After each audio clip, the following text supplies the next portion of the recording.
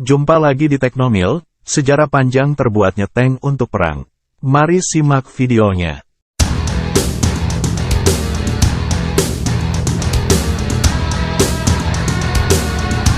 Sejarah tank dimulai dengan Perang Dunia I, ketika kendaraan lapis baja mulai diperkenalkan di semua medan pertempuran sebagai respon terhadap masalah peperangan parit, yang mengantarkannya ke era baru perang mekanik.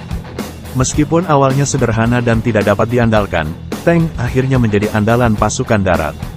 Pada Perang Dunia II, desain tank telah maju secara signifikan, dan tank digunakan dalam jumlah banyak di semua medan perang.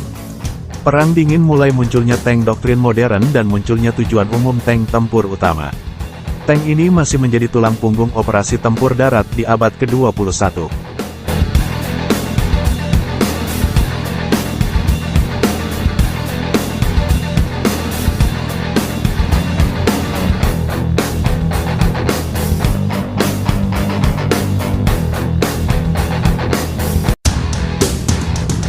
Masalah maju menyerang sambil ditembaki musuh sudah ada sejak zaman dahulu.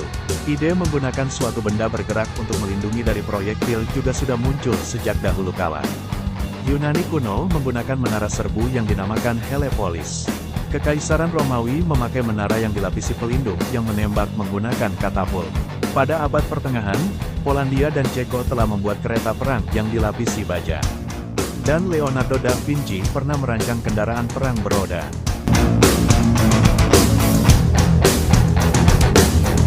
Konsep-konsep lama di atas lebih fokus ke penyerbuan kastil, di mana taktik dan formasi tidak dibutuhkan. Tapi perkembangan teknologi pada revolusi industri membuat perang menjadi suatu penyerbuan raksasa, yaitu perang parit.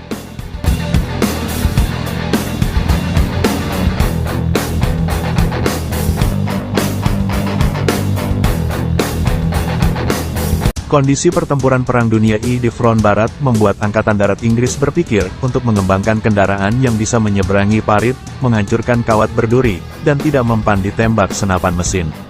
Prototip tank pertama kali diuji oleh militer Inggris pada tanggal 6 September tahun 1915. Pada awalnya, kendaraan ini diberi nama kapal darat, ground ship, tetapi untuk menjaga rahasia, tank versi awal disebut sebagai pengangkut air, yang kemudian dipendekkan sebagai tank, tangki air, dalam bahasa Inggris. Istilah tank digunakan agar pekerja yang membuatnya mengira bahwa mereka sedang membuat kendaraan pengangkut air untuk tentara Inggris di Mesopotamia, Irak sekarang. Istilah tank ini akhirnya diresmikan pada tanggal 24 Desember tahun 1915.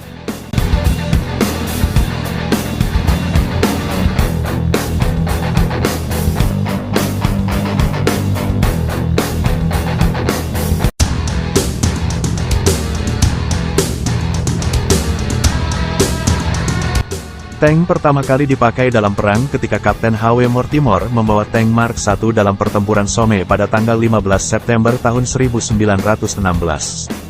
Prancis mengembangkan tank Schneider CA-1 yang dibuat dari traktor Holt Caterpillar, dan pertama kali digunakan pada tanggal 16 April tahun 1917. Penggunaan tank secara besar-besaran dalam pertempuran terjadi pada pertempuran Cambrai pada tanggal 21 November tahun 1917. Dan kemudian tank bisa sukses dipakai pada pertempuran Amiens, di mana sekutu berhasil mematahkan pertahanan parit Jerman dengan bantuan kendaraan lapis baja tersebut. Peran tank pada akhirnya akan membuat konsep perang parit usang, dengan dibuatnya ribuan tank oleh Prancis dan Inggris.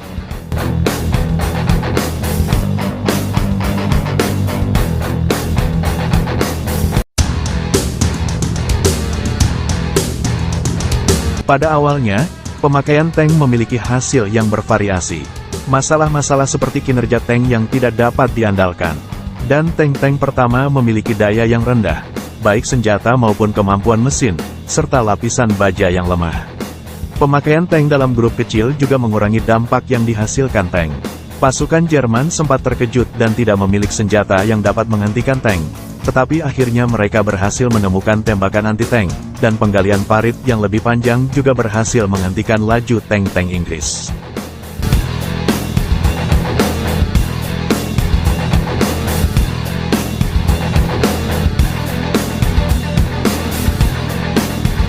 Perubahan-perubahan pada medan perang dan buruknya kinerja tank memaksa sekutu untuk terus mengembangkan konsep tank ini. Tank terus berkembang pada Perang Dunia I, misalnya tank Mark V, yang dibuat sangat panjang sehingga bisa melewati parit-parit yang lebar.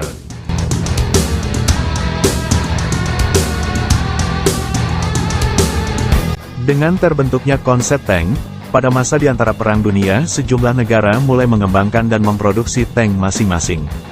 Tank buatan Inggris adalah yang paling canggih, dikarenakan keinginan Inggris membuat pasukan lapis baja sejak tahun 1920-an.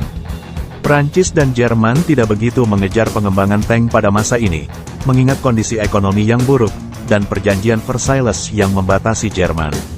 Amerika Serikat juga tidak banyak mengembangkan kendaraan lapis baja mereka, karena dana yang tersedia lebih banyak dipakai untuk pengembangan kavaleri.